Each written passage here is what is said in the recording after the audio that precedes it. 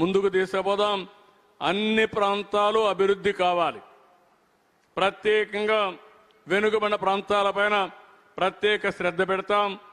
అభివృద్ధి జరిగితేనే ఆ ప్రాంతాల్లో ఉపాధి వస్తుంది. కాబట్టి దయచేసి అందరూ ఎమ్మెల్యేలు కూడా ఇలాంటి మీటింగ్ ఎప్పుడు చరిత్రలో పెట్టలేదు. నేను ఇన్ని సంవత్సరాలు ముఖ్యమంత్రిగా ఉన్నా ఫస్ట్ టైం ఒక హిస్టారికల్ మీటింగ్ పెట్టాం. ఇది ఒక చరిత్ర. అదే కాదు, ప్రభుత్వంలో ఎమ్మెల్యేలకు ఎంపీలకు భాగస్వామ్యం కూడా ఇచ్చింది ఫస్ట్ టైం.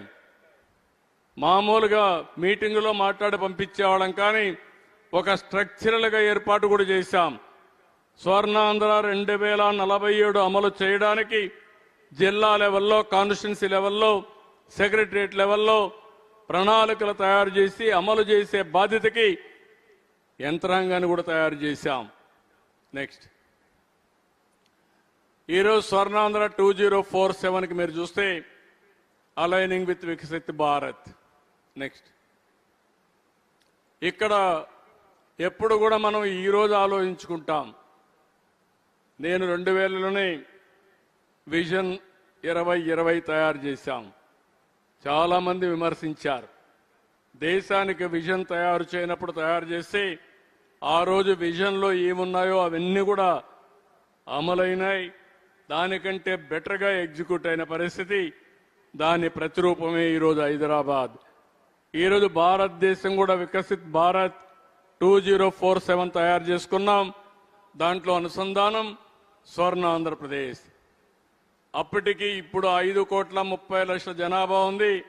అప్పటికి 5,80,00,000 అవుతుంది. ఇంకో పక్క లిటరసీ 72% ఉంది. అది 100% అవుతుంది. ఇది ఎకనామిక్ ఇండికేటర్స్లో చాలా ముఖ్యం. ఐఎన్ఆర్ అప్పటికి 308 లక్షల కోట్ల రూపాయలు జీఎస్టీపీ కాంట్రిబ్యూషన్. ఈరోజు మంది 14,22,000 కోట్లు, అంటే 2.4 ట్రిలియన్ యుఎస్ ఎకానమీకి మనం ముందుకు పోయే పరిస్థితి వస్తుంది.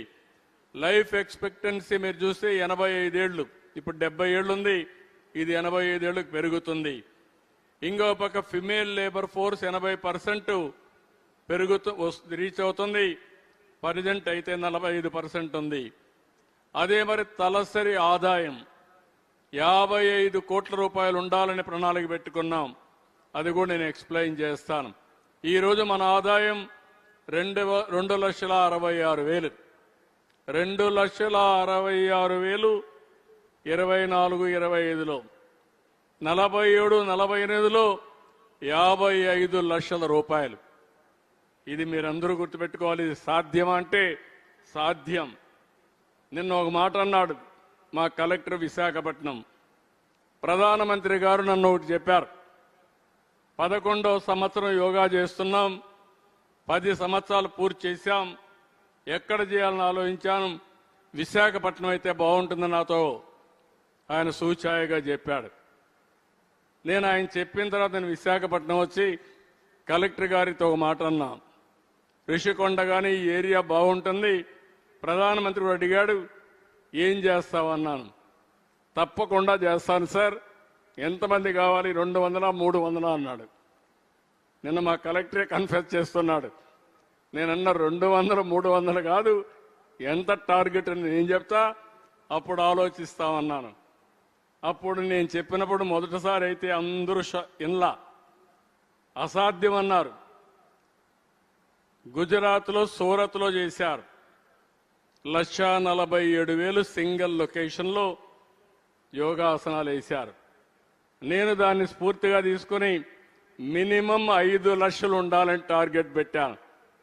అప్పుడు ఎమ్మెల్యేలు కానీ మంత్రులు కానీ అధికార యంత్రాంగం 5 లక్షల, అది 6:30 గంటలకు రావాలి, 6:30 గంటలకు వచ్చేయాలి. అంటే సైట్కు 5:30కో 5కో రావాలి. 5 గంటలకు వస్తే 2 గంటలకు లేయాలి. ఒకరిద్దరు కాదు, 5 లక్షల మంది. అది కూడా యోగా ప్రాక్టీస్ చేసి రావాలి. యోగా వేయకుండా వస్తే అక్కడికి వచ్చి తెల్లముఖం పెడతారు. ఇది సాధ్యం కాదన్నారు. కానీ ఆ రోజు నేను ఒకటే చెప్పా, ఏది అసాధ్యం కాదు. ఇక్కడే ఉన్నాడు కృష్ణబాబు, ఉన్నాడు హెల్త్ సెక్రటరీ. ఆయనకి అప్పచెప్పా. కేబినెట్ సబ్ కమిటీ వేసా. లోకేష్ గారు ఆ కేబినెట్ సబ్ కమిటీ మంత్రిగా ఉండి, అదే మరిగా హెల్త్ మినిస్టర్ ఇక్కడే సత్యకుమార్ గారు ఉన్నారు, వాళ్ళకి చెప్తే 30 రోజుల్లో 30 ఈవెంట్లు చేసి బ్రహ్మాండంగా జయప్రదం చేశారు.